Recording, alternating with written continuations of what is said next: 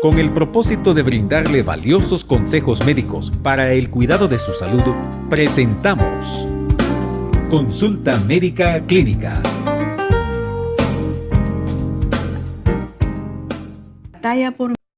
Nuevamente con ustedes con un tema de suma importancia, la enfermedad arterial oclusiva de los miembros inferiores. Para discutir esta patología tenemos con nosotros al doctor Luis Cusán, quien es médico cirujano y tiene la subespecialidad en cirugía vascular periférica. Bienvenido, doctor, es un privilegio tenerlo nuevamente con nosotros. Buenas tardes, el privilegio es mío y gracias por la oportunidad de poder exponer algunos conceptos alrededor de la enfermedad oclusiva crónica. ¿En qué consiste la enfermedad arterial oclusiva de los miembros inferiores, doctor? Esta enfermedad lo que consiste es en que paulatinamente, ya en las etapas de la madurez, comienza a acumularse placas de ateroma en las arterias de los miembros inferiores y esto va causando una obstrucción que se vuelve progresiva a medida que pasa el tiempo, hasta llegar a estadios tan avanzados en los cuales el paciente se expone a la pérdida de los miembros inferiores. ¿Cuáles son los factores de riesgo? Los factores de riesgo, a la cabeza tenemos el tabaco. Desgraciadamente es uno de los componentes evitables en todo sentido, pero que actualmente es uno de los factores principales para la conformación de esta entidad. El otro gran factor de riesgo es la enfermedad del siglo XXI que se conoce como diabetes y el aumento de los niveles de colesterol y lípidos en la sangre. Todo ello conforman casi el 90% de los factores de riesgo para la formación de estos ateromas. ¿Cuáles son los síntomas que presenta el paciente que le indiquen que se ha obstruido una arteria?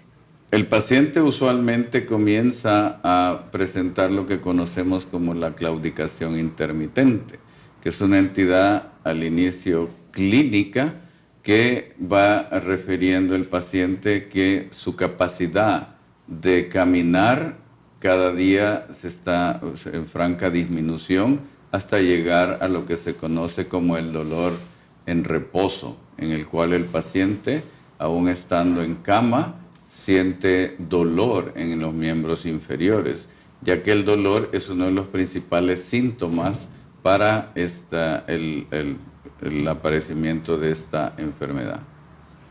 ¿Cuáles son qué herramientas tenemos para hacer el diagnóstico de esta enfermedad? Pues siempre está el dato de la historia clínica en el cual el paciente expone sus factores de riesgo y el aspecto clínico en el cual el examinador, el médico que atiende al paciente, debe de valorar los pulsos a nivel de los miembros inferiores para saber si se encuentran presentes o no. Cualquier alteración en la presencia de los pulsos de los miembros inferiores hace pensar al examinador que estamos frente a una entidad que ya todos conocemos como la enfermedad arterial oclusiva. ¿Y el tratamiento, doctor? ¿Qué opciones se le da al paciente que tiene esta patología? En un inicio, el paciente, como les explicaba, es una enfermedad de desarrollo lento. Puede ser tratado con el cambio en su estilo de vida y el uso de medicamentos vasodilatadores que le van a permitir, al cambiar su estilo de vida, poder deambular sin que esto le cause dolor. Lo otro es que se hace que el paciente cambie el aspecto sedentario por un aspecto más activo, con ejercicios y manteniendo los niveles de azúcar, niveles de colesterol y triglicéridos dentro de los límites normales. ¿Existen formas de prevenir esta enfermedad? Sí, las formas de prevención son que una vez el paciente detecta algún cambio en su patrón de glucosa en sangre, de sus niveles de colesterol, o para el caso de abandonar el hábito del tabaco, eso ya hace que el paciente pueda revertir en alguna medida los cambios iniciales de esta enfermedad y pueda pasar bien sin necesidad de llegar a extremos como la cirugía. ¿Hay forma de prevenir este cuadro? Pues como le mencionaba, el cambio en los hábitos del paciente a través del ejercicio. Volvemos siempre a lo mismo, que es el sedentarismo de nuestras sociedades es la que ha llevado a el aparecimiento de este tipo de enfermedades. Y es por ello que se recomienda que cualquier tratamiento o cualquier cambio en los hábitos del paciente debe ir acompañado de un incremento o del hacer ejercicio al menos 5 veces a la semana. ¿Alguna recomendación que usted quiera hacer a nuestra audiencia, tanto a los que ya tienen un diagnóstico como a los que todavía no tienen un diagnóstico de enfermedad arterial? Sí, la recomendación es que hay que vigilar a partir de los 40 años de edad los diferentes niveles, tanto de azúcar, de colesterol y triglicéridos, y cualquier incremento en ello, consultar a su médico. Al igual a aquellos pacientes que fuman, pues recomendarles que dejen de hacerlo, y aquellos pacientes cuya vida es sedentaria, volverse más activos y realizar ejercicios para evitar llegar a estos extremos en los cuales está en riesgo la viabilidad de los miembros inferiores. Gracias, doctor, por su excelente aporte a la audiencia. Ha sido algo muy especial y se lo agradecemos mucho. Gracias. Saber acerca de la enfermedad arterial nos ayuda a ser más conscientes de hacer los cambios necesarios en nuestro estilo de vida, como ya lo dijo el doctor Cusán. Y lo mismo ocurre en nuestra vida espiritual. Es importante detectar aquellos aspectos que afectan nuestra vida cristiana, con el fin también de hacer los cambios necesarios de tal modo que podamos disfrutar esa vida abundante que Dios nos ofrece. Es por ello que yo quiero llamar la atención a un pecado que afecta profundamente nuestra vida cristiana, y es la incredulidad. La incredulidad, una palabra que viene del griego apistia, que significa falta de fe, poco dudar. El diccionario de la lengua española lo define como la dificultad en creer algo. Falta de fe cristiana.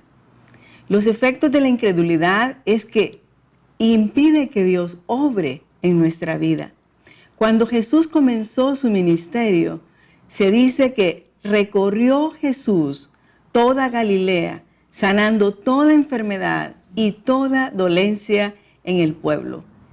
Pero hay una ciudad muy particular de la que se dice, y no hizo allí muchos milagros a causa de la incredulidad de ellos.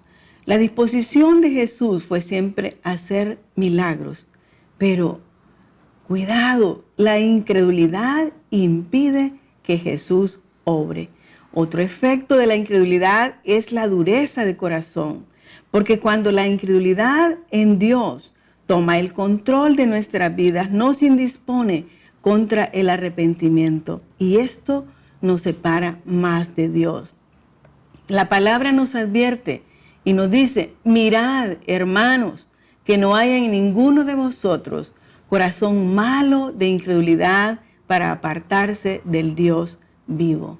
¿Cómo podemos vencer la incredulidad? El antídoto de la incredulidad es la fe. La fe, de la palabra griega pistis, quiere decir persuasión, convicción basada en lo oído.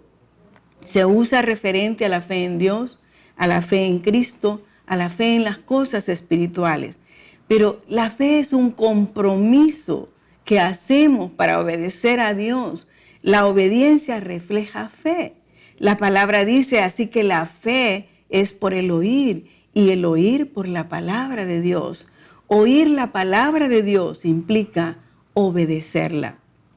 Por lo tanto, si la incredulidad impide que Jesús obre, si la incredulidad me separa de Dios y si al contrario la fe me puede llevar a ganarle la batalla a la incredulidad, lo que tenemos que hacer es dar ese paso de fe y Dios hará lo demás.